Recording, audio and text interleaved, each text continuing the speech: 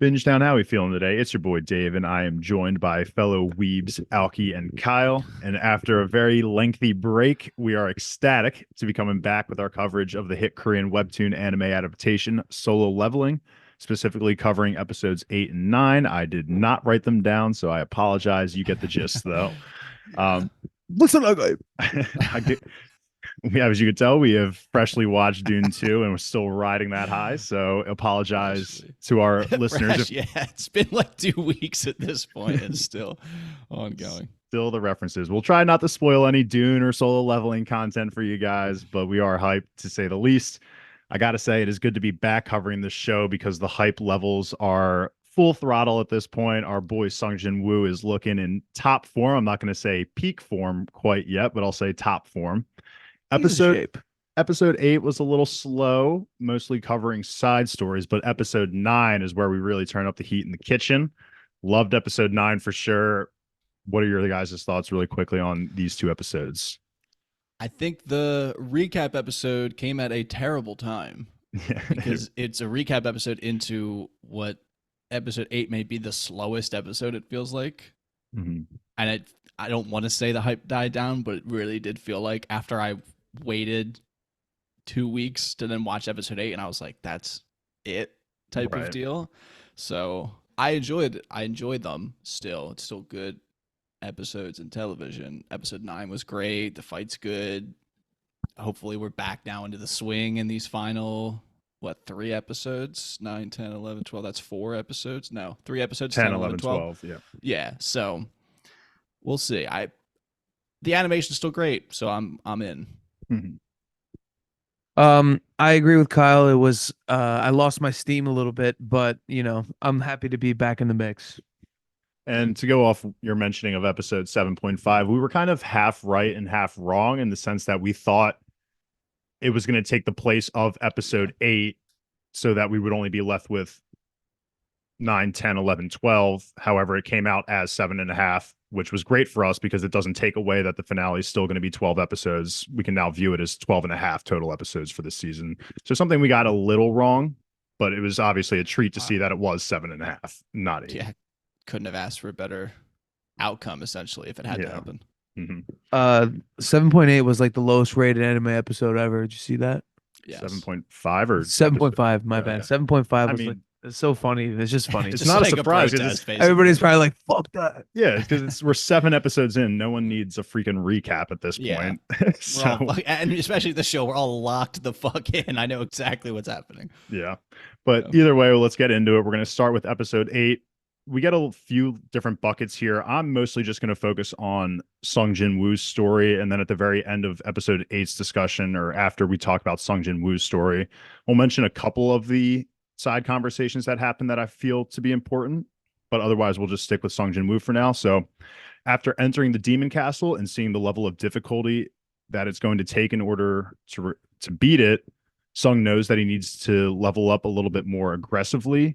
So this is where he goes back and meets with Jin Ho about completing C rank dungeons, and he does agree to the terms on one extra condition. The one condition being that only Sung and Jin Ho will defeat the C rank dungeons. They'll recruit others to meet the minimum requirements that they need to have in order to complete these dungeons. But for the most part, it's only going to be Sung Jin Woo and Jin Ho going into the gates themselves. So just something important. They can get away with that, right? Because the guild itself can buy access to the gate. And since the guild theoretically will have the members, it doesn't matter if only 2 of those members go in. Correct. It's not like the association has the ability to specifically watch over every gate and make sure that all 10 people are going in. They basically have to take the word of that guild or whoever is making the bid on the gate to allow them. And so the villains from the previous episodes weren't officially a guild. So as a strike team, they needed to always meet the minimum quota of bodies to go in. Oh, see, I misunderstood that. I guess you guys are right. I thought Sung Ji Woo proposed to just like have 10 people walk in and be like, "All right, you 8, we'll pay you, but you just sit right here in the front." Yeah, and, I don't know because I don't remember. yeah. It'll so be we'll find out. Well, For we'll find non out. Yeah. in terms of non-spoiler questions to ask, it'll be interesting to see how they'll get that done while also keeping Sung Jin Woo's powers hidden, because obviously if those two walk in and these 8 people are just standing outside the gate and they watch these two walk out of the dungeon and complete it, how are they going to contain those 8 people to not spill the beans, It's essentially? the same way too. I guess if you think about it, even if they're part of the guild, like if they're part of the guild, they still know the fact that they're going out there and clearing. Or maybe they're just shadow members of the guild where they get a paycheck and it's like don't even come around the offices That's what I feel like they're going unless to you have want to to. get killed. Yeah, they'll probably have to spend extra money on these like strike teams that they build because of those reasons that he has to hide. But just something for the audience to think of as repercussions of doing this with Jinho. But we obviously, by the end of episode 9, we're kind of getting to the point that it's going to have to come out sooner or later. Yeah. Obviously, Kang makes that reference, but we won't dive in there quite yet. So after his meeting with Jinho, Sung is looking for other ways to level, as Jinho basically handles the paperwork of allowing them to start purchasing these gates. And he comes across a notification on his phone from the Hunters Association about a D rank dungeon that's nearby. Same concept here. They're assembling a strike team, since it seems like a lot of the hired hunters, I should say, are away doing other dungeons. Now that there are more gates appearing in the world, there's less hunters to fill these needs. So they have to scrape by, essentially. So they sent out this notification. And go I ahead. have a question that I'll have to save for the spoiler portion Okay. Write it of that. down. We'll definitely Yeah. bring it up. I have one comment that I want to make about this the filler side story, I suppose. So there were some backstories that were filler, and they don't correlate to the webtoon. At least we can't really speak for sure about the light novel, but about the construction company um approaching Right. Che. Yeah. Like, how are they going to tie that in? Like, how is that going to maybe just to meet Sung Jin Woo? Yeah, I think it'll just be as a kind of connecting piece, I guess, mainly to get Cha and Sung, I guess, Acquainted. acquainted. But it's not, obviously, no one knows that Sung is this unsung hero of dungeon breaking at this point for Oh, low levels. oh wow. But I guess while we're on that topic, I guess we can just, this is one of the side scenes that I did want to bring up. It's Jinho with his father in the car. I think this actually did happen in the light novel. This might be one of the side scenes that actually did happen, or not light novel, in the webtoon at least. But essentially here, Jinho is talking to his father. His father brings up the 5 biggest guilds that are in the country. We still don't know which country we're in, I don't think.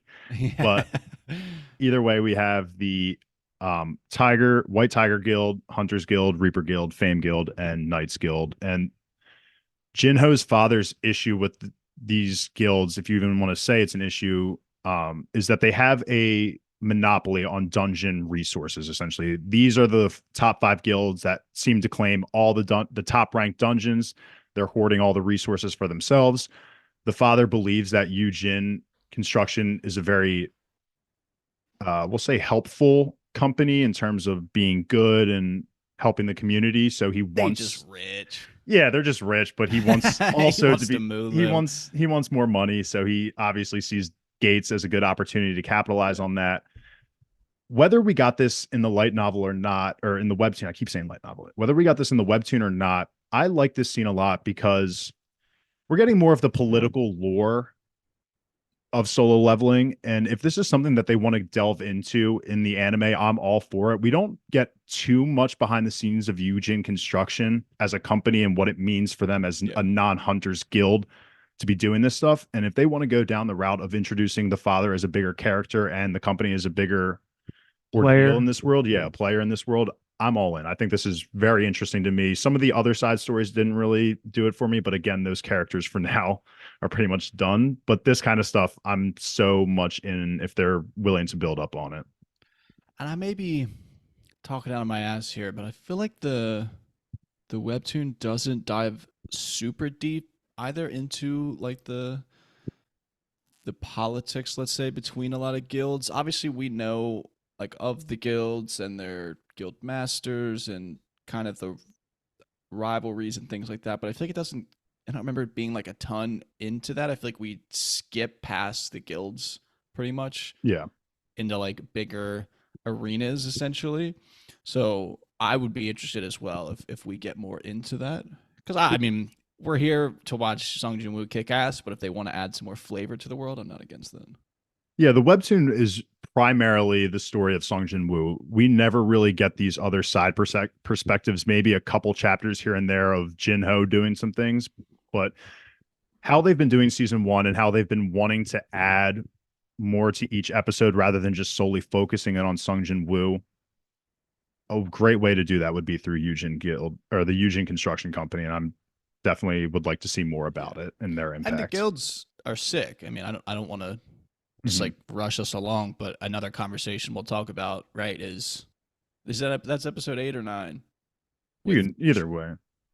Choi and that is this that is I this don't remember. episode. That is this episode. Right? Okay, Yes. yeah. So it's Hunters Guild and White Tiger Guild, right? Yep.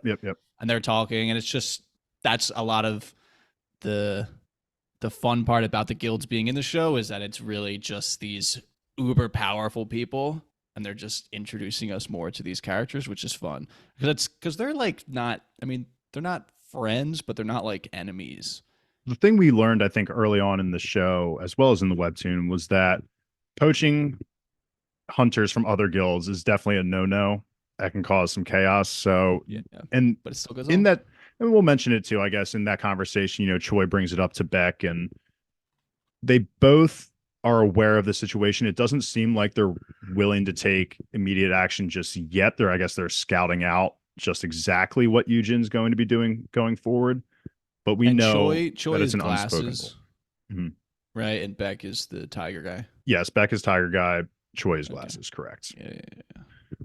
All right. And on his way to the gate that he decides to attend just for any amount of experience at all, he comes across Mr. Sung, who obviously barely recognizes him at this point as he should. I'm glad they mentioned that.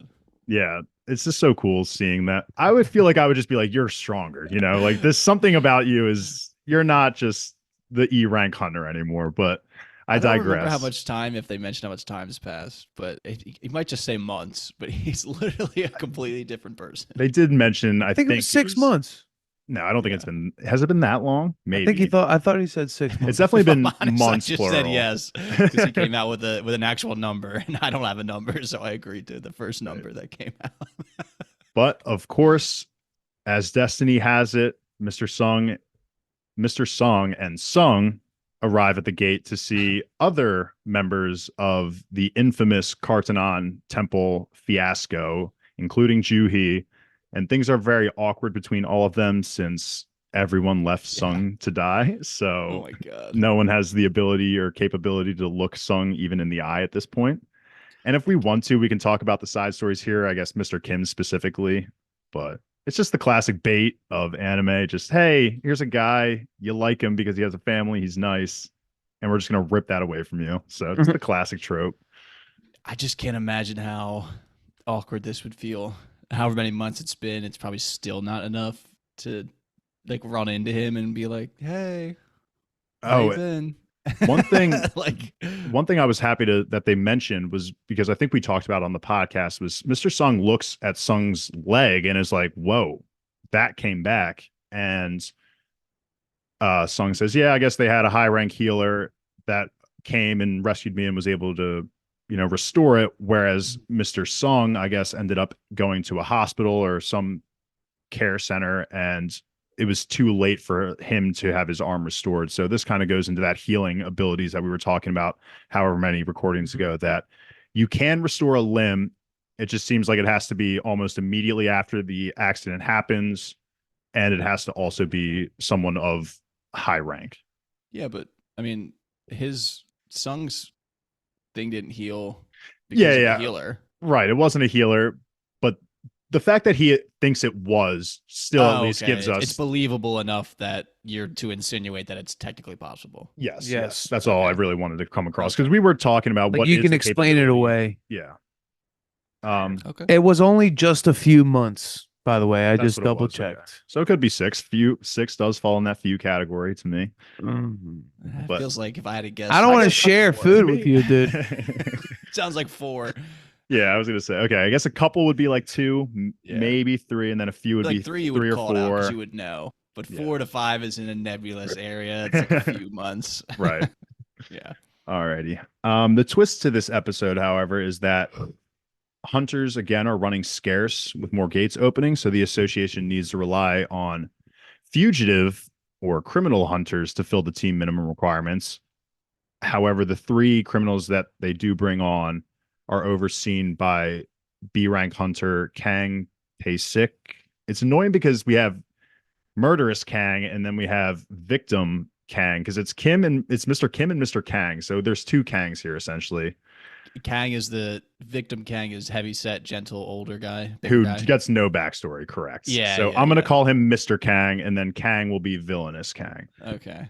Real But- quick That works about for the me. scarcity about the hunters, Mhm. that we're just supposed to um assume that's because they're taking on like strong dungeons. Yeah, I think that was the implication was that there are just they mentioned it too in another episode, not in 8 or 9, just saying that more gates are opening up and not enough hunters. There are more hunters being produced as well, but it's just not at the rate that they're able to keep up with the dungeons being popping up.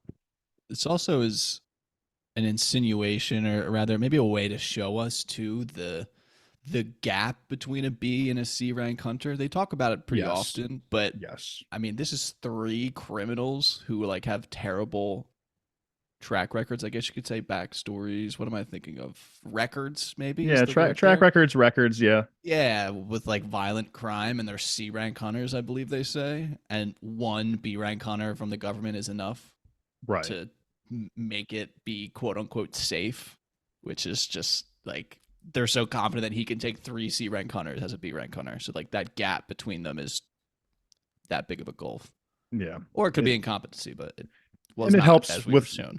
And it kind of helps with the gap between B and A eventually at the end of episode 9, which we'll get to. Again, I think fair. like you're saying, they're just trying to show us really what that gap looks like between those Yeah. those levels.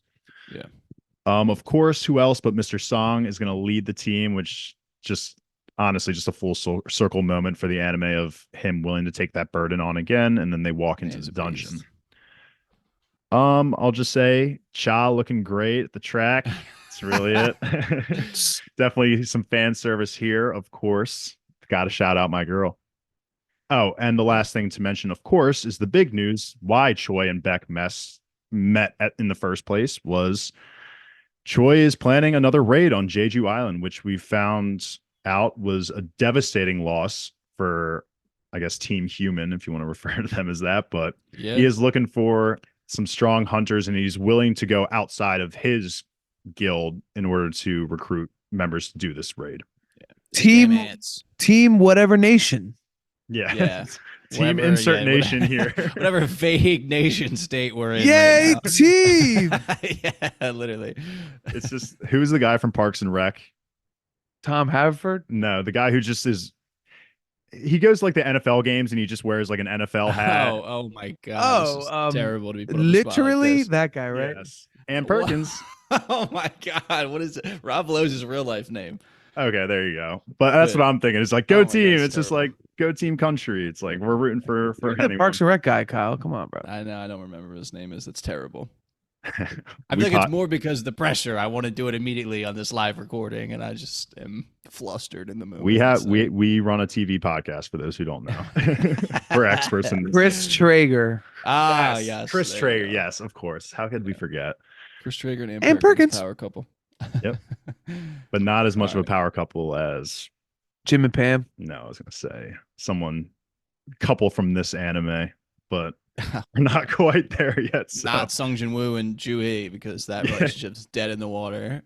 Why we not? like our Dude, boy getting some booty. She's got some assets, dude. She's just a lost cause, emotionally, mentally, for what his lifestyle is now. yes. Yes, Good way to is put what it. I'll say. It's too much of a catch. He's got way too Safe much way to to put offer. All right. He's got- Episode 9. Let's get into it. We'll just call it our whole team, all 10 of them. They're clearing out the Goblin Gate with ease. They come across three paths. They split up into three groups, and Sung is leading Mr. Song and Juhi through the path that leads to the boss. Shout out that perception, baby. Love to see it in play always. I love that like cartoonish stare down that him and Kang have, where he picks and Kang just like watches him the whole time as they walk into the tunnels. It was just funny to me. Kang's just he's recognized that face. Yeah, he recognizes the face, but can't put it right on it. He knows like the Megumi wannabe. That there's something about him. Like I feel like he could also tell maybe that was like he could actually. I'm not even gonna say maybe. I feel like he definitely could tell that's where the boss was. That's why he takes the prisoners to the one farthest away from it because he wants to kill the prisoners and not do the boss thing. I thought that too, but I think he does have a line specifically where he's like, "He's gonna frame the boss." Well, no. I think he specifically says, Song like this isn't the boss path." Like he I wish that was the case. I wish his perception was also as high as Song's, where he was able to notice that. And at first I thought it was, but I think they do specifically have a line where he didn't know that was the path for the boss. But it worked out well. Context though. Does he just say it? I'd have to pull up the episode because I feel like he's totally the type of guy to be like, "Oh, it's not the boss path." No, I think it was like him thinking it. It was like the thing. It wasn't him saying it aloud. Yeah. Okay. Thinking it would convince me. All right, and then so obviously Kang goes down the one path with the prisoners, and then Mr. Kim and Mr. Kang 2 go down the third path. Everyone's lollygagging through the dungeon. Then all of a sudden, Sung hears a scream and starts to head back to the other groups, where he stumbles into a bloodbath. The prisoners are all dead, as well as Mr. Kang 2. And Mr. Kim is hanging out. This is just so tough. Yeah, he's hanging out. He's hanging out. Just hanging out. He's just barely living. He's on death's door. Great. Sung orders Juhi to start healing, but unfortunately it's not enough. And we get Mr. Kim's, I was going to say half-baked apology, but it literally had to be half-baked because he was half alive. So it was sincere. No, it was definitely sincere. At least we know it was sincere because he had been thinking about it and planning it and wanted. He just had to get the words out. And then he was like, yeah, this is literally my only chance.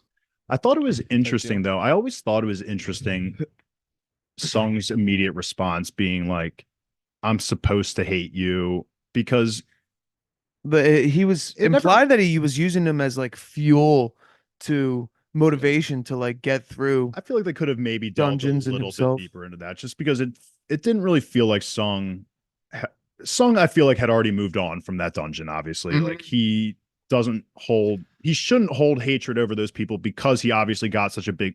Okay, well, that is not correct. It's kind of tough because it felt random to me.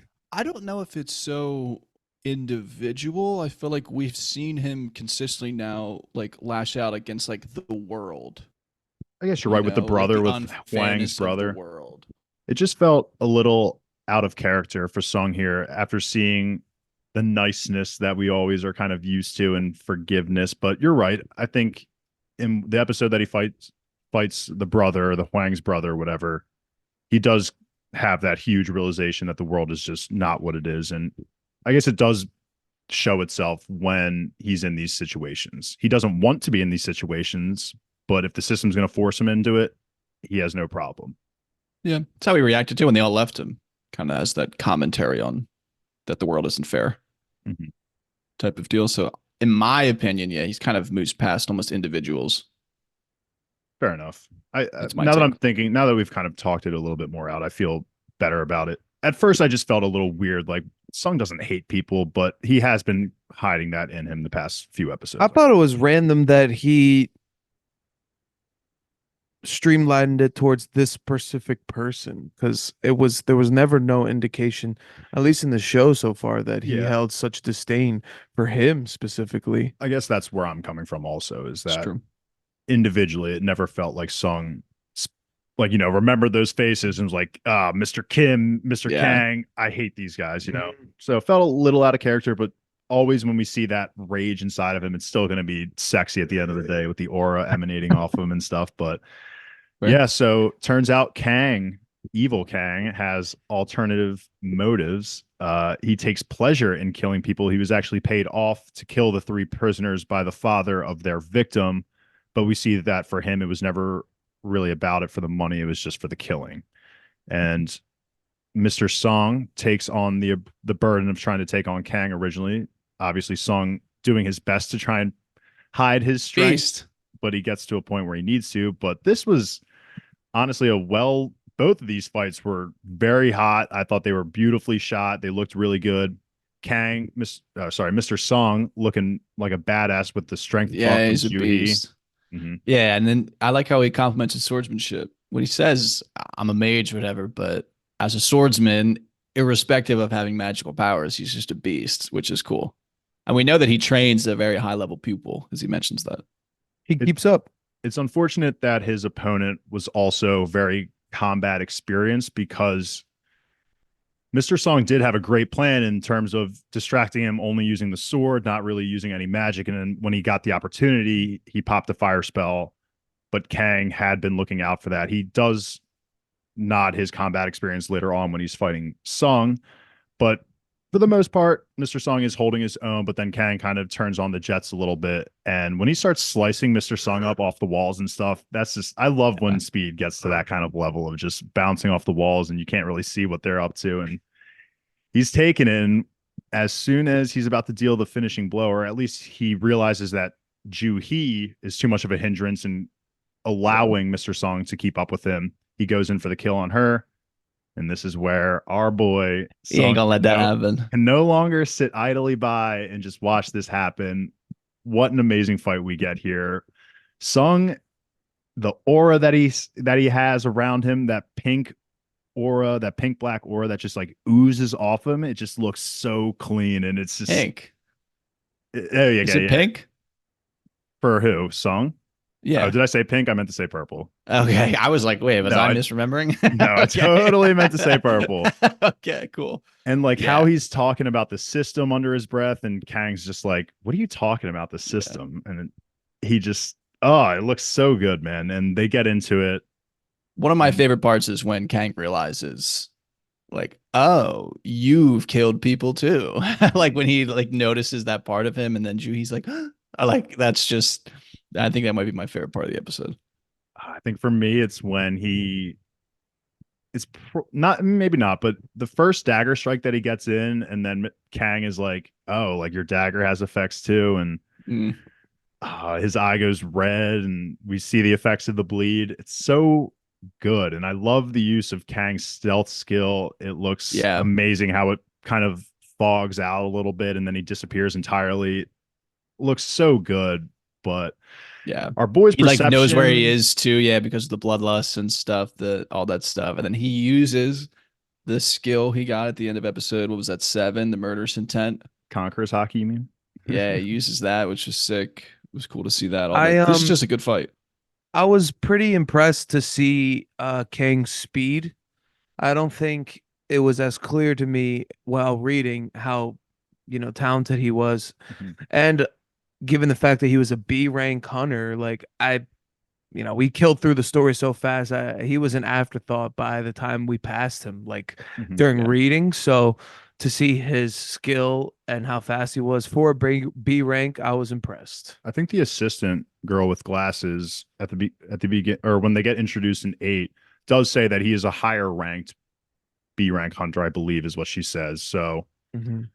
it does nod, and that kind of goes into what Kyle was saying earlier too, with Kang, the confidence that they have in Kang to be able to Yeah. subdue 3 C rank criminals. Yeah, but not one Sung Jin Woo, baby. That dash skill, that murderous intent skill. I He's think a stud. it's clear to me at least that Song going into this battle was certainly weaker than Kang, but it's just the skills that carry their weight for Song. Obviously full recovery is an unbelievably broken thing to have. Yeah. As I mean, the an stealth offense. skill is one of Kang's skills that helped him. Yeah, but then you cancel that out, and then it's like, okay, Sung also has murderous intent, and then he also has The healing. dash, and then healing, and it's just I liked how Kang was like, how I've never heard of a hunter with like all these skills all Yeah, he's in trying to one. figure out like what kind of class he is, Mhm. basically. and It was again, I pretty think that cool. Yeah. Kang is smart, man. I thought he was a great one episode villain. It was cool to see him have more, a little bit more screen time in terms of at least we see his face constantly in these episodes, whereas in the webtoon, again, it's just kind of focusing only on Sung. So he's been around, and it's cool to see how important he has been to the association, I guess, in terms of his abilities. He just likes to kill, bro. Yeah, and that was a great twist. Yeah. Well, I was just gonna say something, and I just completely forgot what it was, and And then to I go to the opened my skills, of mouth for no course, reason. and then of course his dagger has two skills on top of that, and it's just Oh, it was the fact that I think this is the first time we got introduced to the concept of an assassin class, because he talks about how he himself is an assassin, not beyond like a job, obviously kills for money, but like his power that he has, he classes himself as an assassin. yeah, like the stealth skill is only viable for some assassins. Yeah, yeah, Speed that was clearly cool. is an assassin trait to have. And Hmm. so he's trying to break Sung down as this assassin type in the battle, but then he's getting thrown off by the healing because, Yeah, how they strong just, he is too, I and the think too. strength. It's not Physical just the strength. speed, it's also the strength. Exactly. He takes a Yeah, blow and he's like, wow, that actually hit like a physical attack, yeah. would. So, Yeah, we haven't found out yet what Sung's job slash class is. It's still a question mark on his little user interface. So we'll see. ooh, we're inching our way closer to that finish line, We baby. will see. I mean, I feel like we've ruled out assassin. But yeah, like Kyle said, uses the Conqueror's hockey, murderous intent to seal the deal and finish off Kang. I just love how Kang knows that right away since Sung killed him, that it's just going to be impossible for him to now hide his skills. I think, Yeah. again, just I never thought I would be on this podcast, fangirling over Kang this much, but he really did break down Sung in a matter of minutes. Essentially, he gets like really know his character. He figured out that he was a killer. He figured out that Sung is not just an assassin. There's something different about him. He's able Yeah. to grow his Yeah, he skills. knows too that he's not a false ranker. And in that moment where he dies, he knows immediately that he can't. Yeah, exactly. He knows that he's not a false ranker. And like in this split second of death, he knows that Sung can't keep up the charade that he deduced. And just honestly, props to Kang. I never thought I'd say that, but this Yeah, he goes episode's out discussion. with something to think about too. It's Probably not his a terrible way biggest to die. my bad, Kyle. Probably his biggest challenge, but also Sung Jin Woo was the most prepared he's ever been as Yeah. well. The quote that I love here from Kang is, "If you gaze for long into an abyss, the abyss gazes also into you." Just thought that line was hard. We see That'll some stick kind of around. figure. Yeah, we see some kind of figure. And another thing to talk about is something that I also never really understood in the webtoon. I hope it gets a little bit more clear in the anime is Sung loses an emotion here. I don't know what the like long-term consequences of that will be, but he says I'm pretty sure when he really turns on the jets against Kang, he's like, damn, another emotion gone, but I don't really care. I still have the drive to want to I think get it's stronger. is it anger? I thought that's what I took it as. He doesn't say the anger Okay. emotion is gone, but he says that That's emotion. interesting. Yeah, then we both had that same thought that it was anger. Yeah, because he was feeling angry like a second ago is why I took it as anger. And Yeah. he's like, okay, I feel. He also says something along the lines of, I'm still kind of cool, calm, collected, and I have Yeah. my drive, but he doesn't feel, I guess, angry. It's But just becoming the ultimate Chad, just shedding his emotions, yeah, just getting a six pack, getting jacked. yep. Yeah, he's just mewing his way through life, just being a total Um, stoic beast. I think that it was talked about in the webtoon. Maybe not in this specific encounter. I guess maybe it was talked about in the webtoon. I guess my understanding of it, I would like to see fleshed out a little bit more through the anime. I feel like just watching things for me is a little bit easier to digest. Some Visual, you're a facts. visual I'm learner. a visual learner. What can I say? Yeah. And he does too mention, and my last comment on this would be, he says your shadow is already touching the darkness, Yes, or it something like is. that, Yeah. along He's those lines. not only will it, he doesn't, I think he doesn't know it as a foreshadow, but it's just cool that he uses that reference to kind of describe the power that Sung is going through, that he is capable clearly of this infinite power if he's just able to keep growing. But that strength will obviously consume him, as we've seen in a lot of these kinds of shows. But Yep. Kang speaking some wise words at his death. So They've cleared, assuming they clear out the boss afterwards. They leave the gate. Wu Jin Chul arrives. Yeah, the ledge. Yep, meet the I love Wu me some baby. Jinchul. Everybody's meet the woo. And here he's trying to deduce what happened in the dungeon. He does see Sung Jin Woo and is a little surprised to see him here. And Mr. probably Song, baby has, beast. yeah, probably has these assumptions, but Mr. Song takes one for the team here and he takes on the burden of killing Kang. So for now, Sung's power continues to hide, but Wu definitely seems more curious about Sung since he's now been a part of, I think it's 3 crazy, Yeah, it's one definitely in a 3. million gate kind of raids. Yeah. So It's I feel like 3. at this point it's hard to not just be like, okay, there's one connection between all these gates. So Yeah.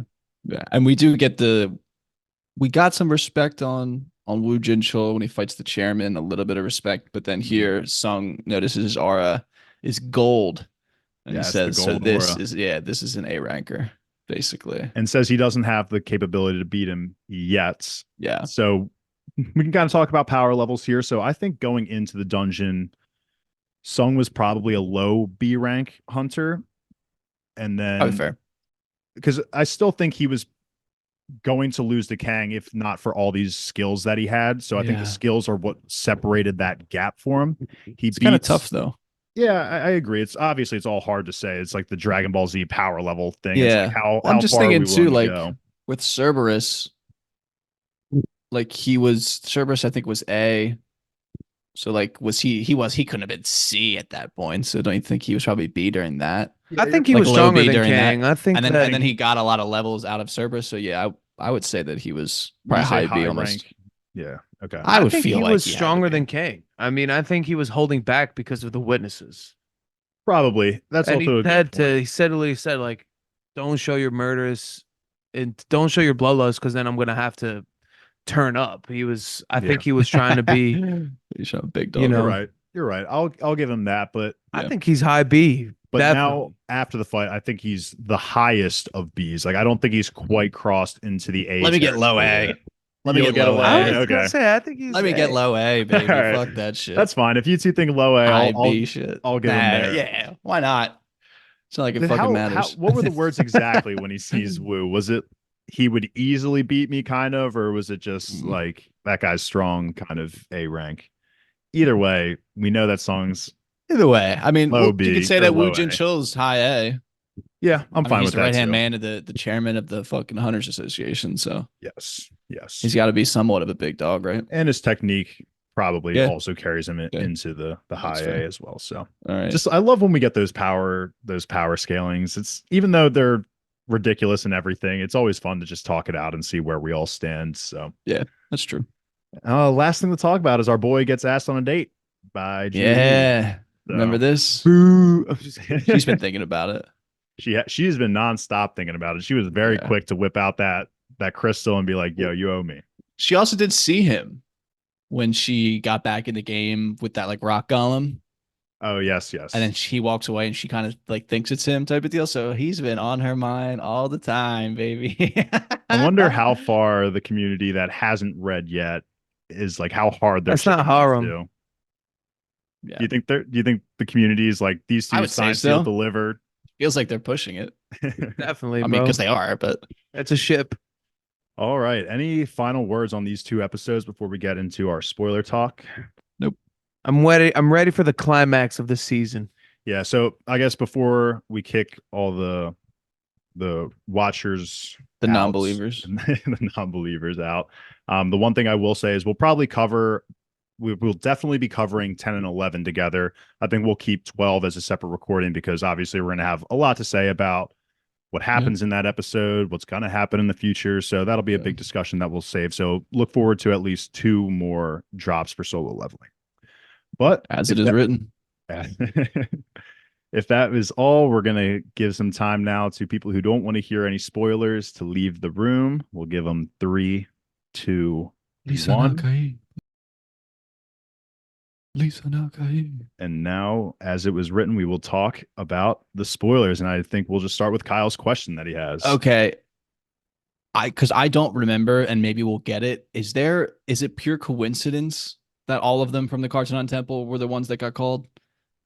I think I it's just don't remember if there was a greater like machinations happening in the oh, I see what background. you're saying. That's a good question. I think I just don't remember. that's a good question. I don't think Because if I'm honest, I got with like the setup of Kang being on that random guy that wanted to kill the prisoners type of deal. Because I was thinking, like they're all together, and then he's getting the bag of money, and I was like, oh, like I you don't think it was actually like kind of remember why Kang was plotted. there versus Kang like the fight. I remember the Kang fight, so I was like, okay, there's some type of things going on in the background to get all these Cartoon Temple veterans back in the same Johnsky, and then it wasn't that, and then I was like, well, then why are they all I here think it was just together? like pure Pure coincidence. Like coincidence. I think it's let's coincidence. just force a full circle kind of Yeah. moment here. I think it was for the It's fine. purpose. I think they brought them together because they haven't been doing many dungeons, and a lot of the hunters are busy, and they are available. And it So makes it's sense pure that coincidence. yeah, these people, these specific hunters, have been low key since experiencing the temple, so they That's were fair. It's like available. drag them off the couch type of deal. Yeah, Yeah, and I'm sure they all got the notification too. Like I think those texts goes out to really any hunters in the Yeah. area, and they all just coincidentally were just like, "Yeah, I need to get back out there." Juhi obviously got a little bit motivated by Yeah. her mom kind of flipping on her, so she wanted to prove her wrong. I can't say for sure. We'll find But out, but obviously, by the end, it Yeah, I think could we'll find totally out. have It was been just set up by the. Oh my God, why am I just feels blank? very Woo Jin Chul. Yeah, Bake by Buck. no, the guy that's inside Sung Jin Woo. Why the just the Oh, the architect. no? Why No, am the I? architect's the I'm guy just in the sounding Cartoon stupid. Temple. I'm just sounding Yeah, stupid at this you're good. point. Well, I mean, speaking of, I loved all of the like highlighting foreshadowing of like his mystery class slash It's job just like, into like the talk of the abyss oh, it's into the so talk of the awesome. shadows, which is like, okay, this is fire. It's awesome because it's just so funny. Like looking back, it's so obvious he's headed down this path of darkness and Yeah. maybe not necromancer specifically is so obvious, but it's just to me, it's just screaming like, Yeah, oh they my get the God. black and purple aura, like all of the like every like type of motif you would associate with like this Undertaker type character Yeah. I is there. it's gonna be such a moment. It's I so think good. people are gonna blow up just seeing that come on screen. I guess the next step in the show is to go to the Red Gate, right? Like that's where we're headed now, I think. Now he's got. I mean, the He's eager got all to that beat eager this stuff boss, right? happens. All that eager stuff happens first, for sure.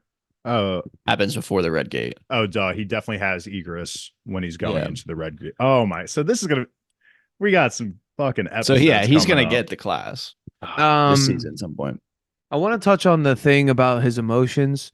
I'm not sure if it was so explicitly laid out like at this point in the story, but it was a theme that he continuously was losing his humanity as Well, he like gained strength.